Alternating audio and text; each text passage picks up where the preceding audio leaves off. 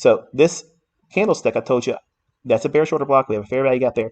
I don't want to see it trade above it. We already outlined and showed you.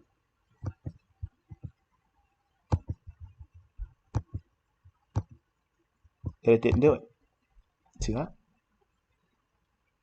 So if you were going to trade the order block, say that was going to be your methodology and you were using that here, okay? Where would your stop loss be? This is a real challenging question for some of you that haven't taken notes today. For those that have been taking notes, this is a pretty easy one. If you're looking at this bearish order block, okay, it's part of the run that's going lower, okay? This is the midpoint of that wick at 8:30's candle. We are exploring the likelihood of it trading lower. We're part of a sell program. That means it's going to most likely continue dropping lower. Okay, so it's only coming back to that midpoint to do what? Offer fair value. So if it leaves it like it does here, it starts to trade back up, that right there is your bearish order block. This is where the algorithm gives little, like a mile marker, like a bullet point, or an exit ramp, or a traffic control device if you're a professional driver. A notation, if you will. This is where your eye should go to. Okay? And that range gives you the levels to trade on. If you have not been a participant of the trade yet, you can use this up close candle to formulate an entry. But where does your stop go? It needs to be above this candle. Okay? It needs to be above it. But where? Where's it got to go? All right, so anyway, you probably already noticed we have this premium wick.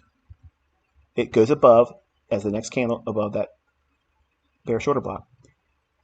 Your stop would be right here plus one tick. That means you're safe. You're inside of the realm of staying within the context of the sell program. You're above the you're above the bearish order block, and you're encapsulating it based on the wick, because the wick can be if with this like this, okay?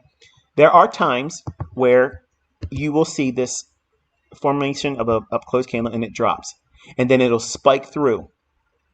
And if it does spike through and there's a wick, what it does is it's going right up into half of that wick, or just falling short of it. Then if you got stopped out, that's when I'm going to go right back in again. If I missed something down here and I'm seeing price as it's trading up into that wick, okay, I'm going to get short there, trusting that this was the order block and this is where the damage is being done. Don't think for a second the order blocks are always going to be protected. They're not always protected. Sometimes the market will color just outside the lines. There's no perfection, but it doesn't change the underlying narrative. It doesn't disrupt any of that. Now, I'm going to give you one more advanced topic, and then I'm going to close it because I am hungry. And a banana and a little bit of orange juice before I started today is simply just not enough. All right, so there are times when you're anticipating a price run, okay, and it's going to reach for a target. If the market is reaching for these upside targets or downside targets, and it creates the wicks, but doesn't reach the targets, okay, and it starts to create like this reaching element, where it goes up a little bit, comes back down, and goes a little bit higher, and then goes back down. If we anticipate a level, and I'm going to be full disclosure here, I believed at 8:30 that we were going to spike up and hit this new week opening gap. I believed at the time watching it, I believed that that would happen. And it didn't happen right away. It deferred and waited until the opening bell, which is the next expectation, because that's the time elements, right? Well, at 8:30, we had a news driver. It failed, okay? If there was no news driver that had like PPI, CPI, FOMC, or Non-Farm Payroll, if those things not being part of the equation, if they're not in the narrative or the day that I'm looking for these types of things, if it does something like this, where it creates a candlestick wick like this, and I believe it's going to trade up here. Remember, CPI, PPI, FOMC, and non-farm payroll, those characteristics that are around those types of reports, they're always manually intervened. that means that the algorithm is not letting, or let me say it this way. The algorithm is being interrupted and disrupted, and there's a hand in the mix, if you will.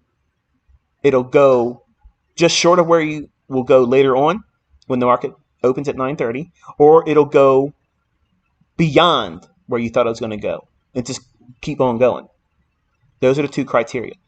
That's the reason why you have to be very careful on those trading days. That's why I tell students don't trade on those days, because you don't know what you don't know. And you're going to discover that you don't know a whole lot, and it's taken some of your ass off of you. Ripped your face off, decapitated you, blew your account, wrecked you, divorced you, okay, ruined you, got you fired because you lose your mind because you lost your account at work, and they're like, what the hell are you doing? Oh, I lost my money trading. Well, you ain't supposed to be trading, now you're fired. You can avoid all that stuff by simply not trading those days at the time of the release of the report. That doesn't mean don't trade them at all. I've made it very plain and clear that you should not be trading at the time of that release. Even on non-farm payroll, if you want to trade the afternoon, it's easy to do that. You can trade 20, 30, 15 minutes after the initial non-farm payroll numbers hit. But trading into them or trying to predict that, you're never going to be good at that. And just avoid it. But with those things said, and all things being equal, if the market starts to rally, and I believe it was going to trade here, and I told you that yesterday, the market's going to trade up and try to gravitate towards that. If the market does create this wick, and then the next candle, we start to trade up, okay? But let's just say that I believe that they're going to manipulate price not because of the 8:30 news, but they're going to leave relative equal highs, or I believe they're going to engineer them, okay?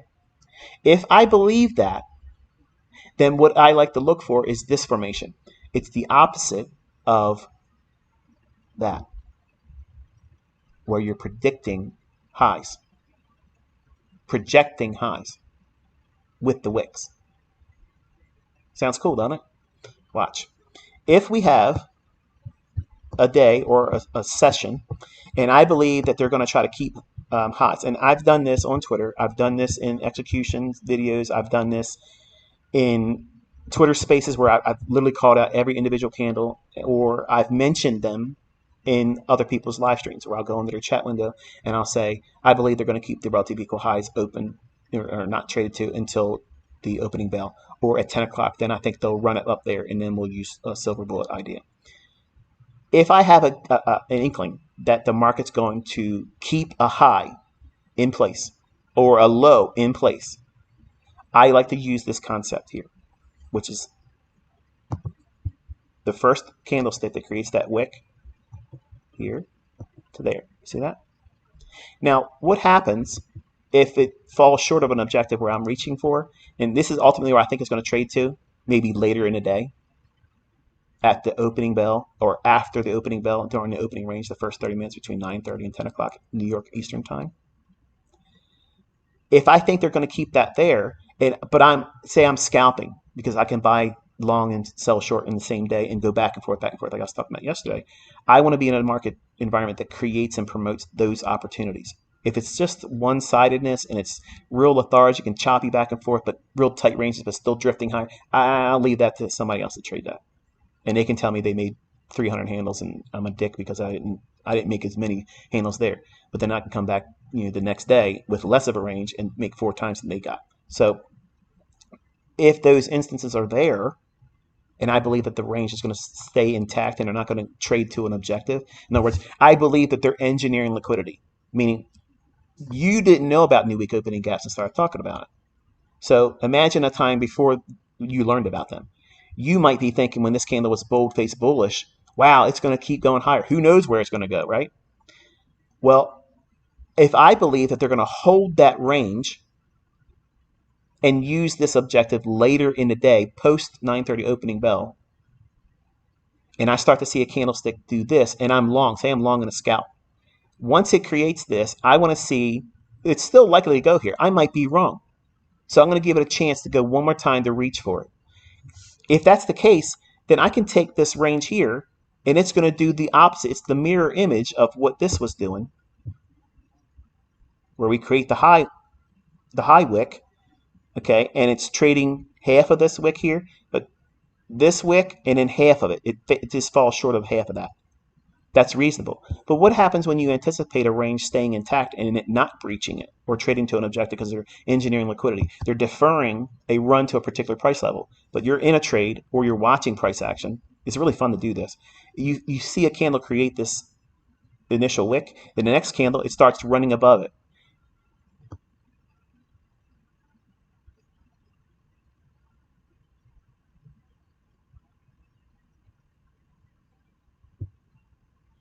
What's this candle's high? You're looking at that price right there. Okay, right here. What's that candle's high? 19,149 even, right? That's what you're seeing right here. This is half of this candle's wick that has yet to form. And what is that? Boom! That's algorithmic.